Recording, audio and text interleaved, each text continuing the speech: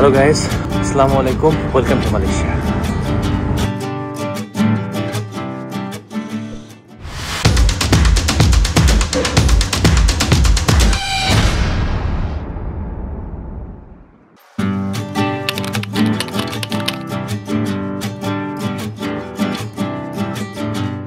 Good morning everyone. আমি এখন morning ওয়াকে বেরোচ্ছি। সো সকাল সকাল মালয়েশিয়ার রাস্তা খুবই বিজি হয়ে যায়। এখন প্রায় 8টা বাজে অ্যান্ড আমি আমার ইউনিভার্সিটির সামনে থেকে যাচ্ছি। অনেক বিজি। এটা হলো আমার university, Brickfields Asia, Petaling Jaya. So আমি একটু ঘুরবো ফিরবো এবং আপনাদের সাথে একটু আড্ডা দিব। সো স্টিউন। এই পিছনে যে ভবনটা দেখতে পাচ্ছেন এটা হলো আমার ক্যাম্পাস। মূলত আমরা আমাদের ব্রিকফিল্ড এশিয়ার আন্ডারে প্রায় 5টার মতন কলেজ আছে। এটা একটা গ্রুপ। সো আমাদের ক্যাম্পাসটা অনেক সুন্দর। আরেকদিন আপনাদের আমার ক্যাম্পাসটা ঘুরে দেখাবো।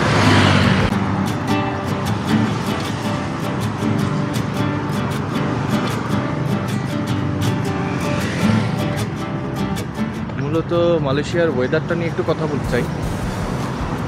মালয়েশিয়ার ওয়েদার খুবই ডিফারেন্ট ফ্রম বাংলাদেশ। এখানে মূলত ওয়েদারটা গরমই থাকে, বৃষ্টি কখন আসে আসলে বলা যায় না। এখানে প্রায় প্রতিদিনই বৃষ্টি হয় এবং স্বাভাবিকভাবে এখানে ওয়েদারটা একটু গরম থাকে। টু বি অনেস্ট, দিনের বেলাটা আপনি গরম পাবেন, কিন্তু প্রায় 3টা থেকে 4টা নাগাদ মোটামুটি ওয়েদারটা সহনশীল হয়ে যায়। কিন্তু এখানকার ওয়েদার গরম থাকা সত্ত্বেও আপনি এখানে যেখানেই যাবেন আপনি দেখবেন সব জায়গাতেই এসি আছে এবং এয়ার কন্ডিশন সব কিছু। So don't worry about it.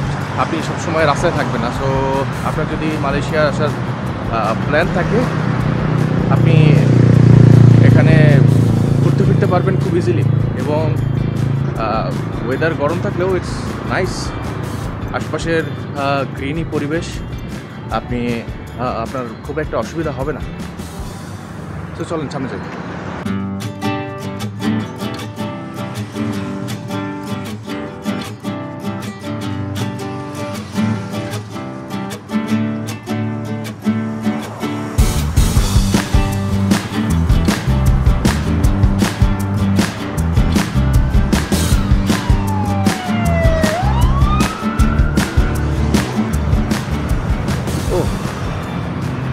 আমি এখন একটা পার্কে চলে আসছি। এক্স্যাক্ট নামটা আমি স্ক্রিনে দিয়ে দিব। মূলত এরা এখানে এদের পার্কটাকে এত সুন্দরভাবে সাজাইছে যে প্রত্যেকদিন সকালবেলা যদি এখানে আসা হয় আপনারা দেখতে পারবেন যে বৃদ্ধ থেকে শুরু করে মধ্যবয়সী এবং বাচ্চারাও এখানে হাঁটাহাঁটি করে। মূলত এখানে জমজমাট হয়, ভিড়টা হয় হলো বিকালের দিকে সবাই অফিস শেষ করে এখানে চলে আসে, এসে সুন্দর সময় কাটায়। এই যে ওই যে জায়গাটা দেখা যাচ্ছে আপনাদের ওখানে দেখাবো। ওই জায়গাগুলো তো মূলত স্পটগুলো যেখানে পরিবার পরিজন নিয়ে মানুষজন এসে একটু আড্ডা দিতে পারে, বিশ্রাম করতে পারে। এখানে অনেকে পিকনিকও করে। সো আর পিছনে এই যে মলটা, এটা হলো এমকট মল। মূলত এখানে গ্রোসারিজ প্লাস অন্যান্য অনেক ধরনের জিনিসপত্র, মানে সুপার মল টাইপের, এখানে অনেক কিছুই পাওয়া যায়। ওটা আরেকদিন আপনাদের দেখাবো। সো আমার মূলত মালয়েশিয়াতে ওয়াকিং করতেও ভালো লাগে, ঘুরে ঘুরে দেখতে আমার ভালো লাগে। আমি ট্রাই করব আপনাদেরকে বিভিন্ন জায়গা ঘুরে ঘুরে দেখাতে, এবং সাথে থাকবেন। আর যদি আমার ভিডিওগুলো ভালো লাগে তাহলে একটা লাইক এবং শেয়ার করবেন। এবং আমি ট্রাই করব মালয়েশিয়া নিয়ে, এবং আমি যেখানে যেখানে যাব সব জায়গাগুলো নিয়ে আর কি আপনাদের জ্ঞান শেয়ার করতে এবং লাইভ লোকেশনগুলো দেখাতে। সো আমাকে সাপোর্ট করবেন।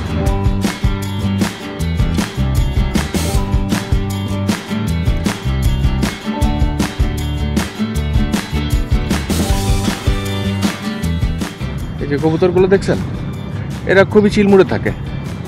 এদের কাছে গেলেও এরা আপনাকে ভয় পাবে না, কারণ মালয়েশিয়ানরা এদেরকে বিরক্ত করে না। এবং এখানে পাখি, পশু পাখি সব কিছুরই খুব স্ট্রিক্ট আইন।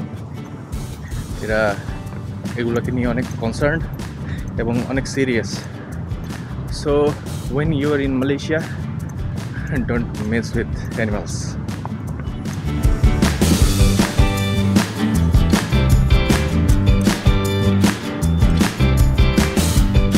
পার্কের এন্ট্রান্স মূলত পার্কে ঢুকতে গেলে এখান থেকে আপনাকে এন্টার করতে হবে।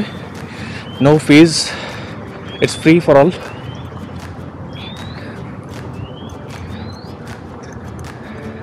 কি সুন্দর পার্ক দেখেন। But you can see some homeless too.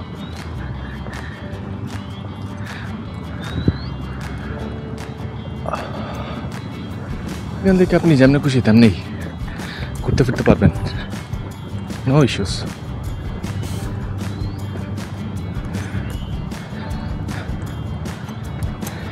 পার্কটা অনেক সুন্দর, ন্যাচারাল বিউটিস, গ্রিন সিনারিজ, ফুল ন্যাচারাল। ওই দিকটাই হলো কিডস জোন। আমার এই পার্কটা খুব ভালো লাগে, আমি মাঝে মধ্যে আসি। এখানে এসে আড্ডা দেওয়া যায় এবং এই জায়গাটাতে বসে কিছুক্ষণ বিশ্রাম নেওয়া যায়। দেখুন এই গাছগুলো অনেক পুরনো, এই গাছগুলো অনেক বেশি পুরনো।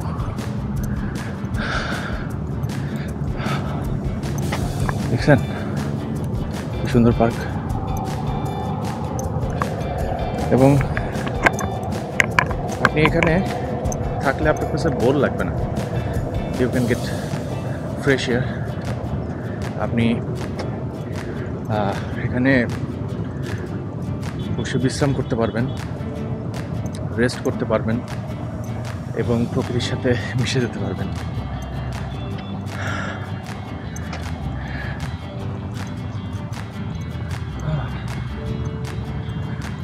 আর এখানে ক্রাইম রেট অনেক কম এই কারণে যে এ দেশের যে নাগরিকরা এরা নিজেরা অনেক সচেতন। আপনি একটা ক্রাইম করতে গেলে নাগরিকরা আপনাকে বাধা দিবে। সো একটা ন্যাশনের নাগরিকরা যখন সচেতন হয় তখন ওই দেশটাও অনেক বেশি ডেভেলপড হয়। সো আমাদের নিজেদের সচেতন হওয়া প্রয়োজন সবার প্রথমে, তাহলেই আমরা একটা সুন্দর দেশ পাবো। সো এই যে দেখেন গাছগুলো দেখছেন, চমৎকার চমৎকার। যে এটা হলো, এখানে আপনি ওয়ার্কআউট করতে পারবেন, ফ্রি ওয়ার্কআউট, কিডস জোন।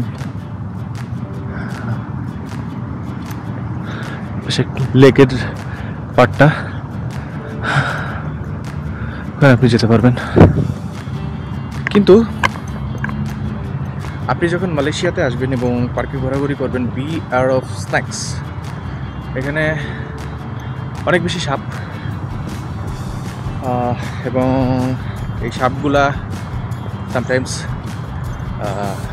খুব ভয়ানক সাপ হতে পারে, যেমন ভাইপার। এবং মূলত অ্যাওয়ারনেস এই কারণে যে আপনি যখন এখানে চলতেছেন ফিরতেছেন, আপনি জানেন যে সাপ আছে, সো আপনি যখন জানতেছেন এটা, তখন আপনি অ্যাওয়ার থাকতেছেন। সো আপনার চোখ কান খোলা রাখতেছেন, এটাই জরুরি।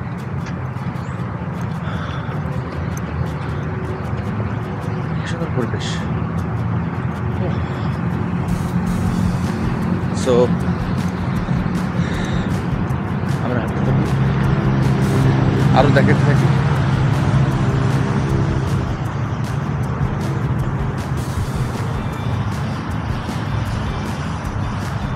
দেখছেন এদের পার্কগুলা,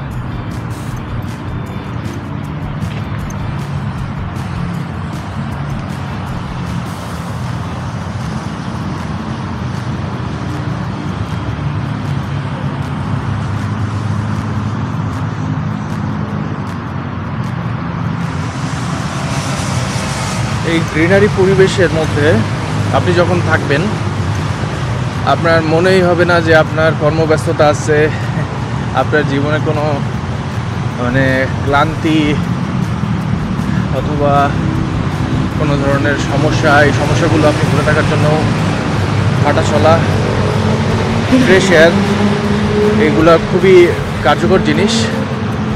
সো আমি